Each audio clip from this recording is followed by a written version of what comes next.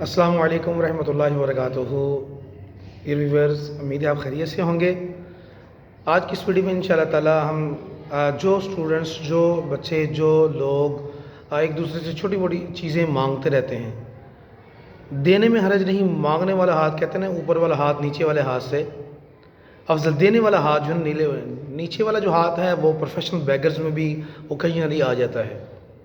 تو آج کی اس انٹرسٹنگ ویڈیو کے اندر ہم یہ سیکھیں گے کہ ہمیں کیا کرنا چاہیے۔ اگر ہم کوئی ضرورت ہو کسی چیز کی تو ہمیں کیا کرنا چاہیے۔ حضرت عمر فاروق رضی اللہ تعالیٰ عنہ کے پوتے، جن کا نام آپ کو جان کر خوشی ہوگی کہ سالم تھے رحمۃ اللہ تعالیٰ، ایک مرتبہ خانہ کعبہ میں تشریف لائے۔ مطاف کہتے ہیں خانہ کعبہ کے آس پاس کا وہ حصہ جس میں خانہ کعبہ کا طواف کیا جاتا ہے، اس کو مطاف کہتے ہیں۔ مطاف میں آپ کی ملاقات وقت کے بادشاہ ہشام بن عبد الملک سے ہوئی۔ ہشام نے سلام کے بعد عرض کیا، حضرت کوئی ضرورت ہو تو حکم فرمائیے تاکہ میں آپ کی خدمت کر سکوں۔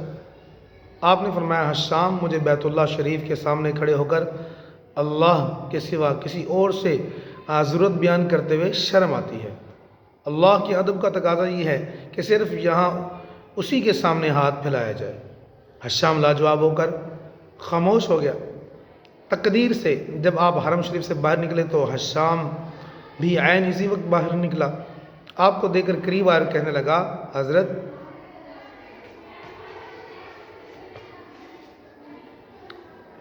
اب فرمائیے میں آپ کی کیا خدمت کر سکتا ہوں۔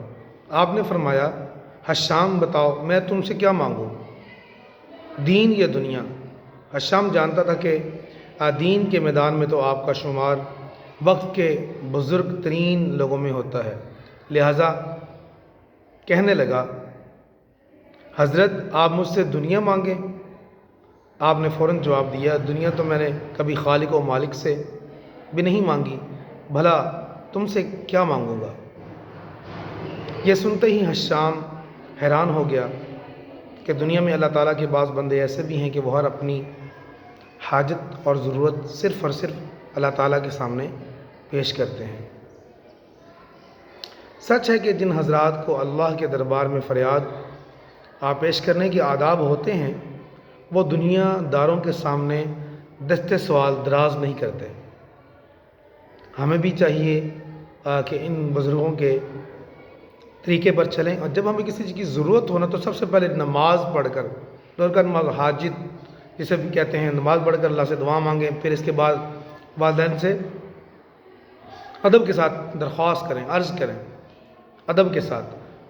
بعض بچے بڑے جارحانہ انداز میں کہ مجھے یہ بھی لے دو، مجھے یہ بھی لے دو، اس طرح نہیں کرنا چاہیے، بلکہ پیرنٹس کو بھی چاہیے کہ اپنے بچوں کو یہ ویڈیوز ایسے کلپس دکھائیں جس میں ان کی تربیت ہو، کہ ماں باپ کے ساتھ اگر فار ایگزامپل وہ والد کے پاس سکت نہیں ہے، طاقت نہیں ہے، پیسے نہیں ہیں، تو وہ بچے ان کو مجبور مت کریں کہ ماں باپ کو مجھے یہی موبائل لینا ہے، میں نے یہی چیز لینی ہے، میں نے یہی کھلونا لینا ہے، وغیرہ وغیرہ۔ اگر مناسب ہوگا تو وہ ضرور دے دیں گے۔ اس کے ساتھ ساتھ یہ کوشش ہو کہ ہر چیز اپنی ہی استعمال کریں تاکہ دوسروں سے مانگنے کی ضرورت پیش نہ آئے۔ جیسے بیگ رکھیں گھر میں چھٹی کے بعد تو اس کو اپنی چیزیں پوری کریں گے، کچھ چیز اسکول میں تو نہیں فارگٹ ہوگی، بھول تو نہیں گئی، اسی طرح اسکول جانے سے پہلے رات کو اپنا بیگ پریپیئر کر کے رکھیں، چیزیں پوری ہیں، پینسل شارپ ہے، مارکر جیومیٹری باکس پوری ہے، سیاہی جو ہے نا وہ انک فل ہے، وغیرہ وغیرہ۔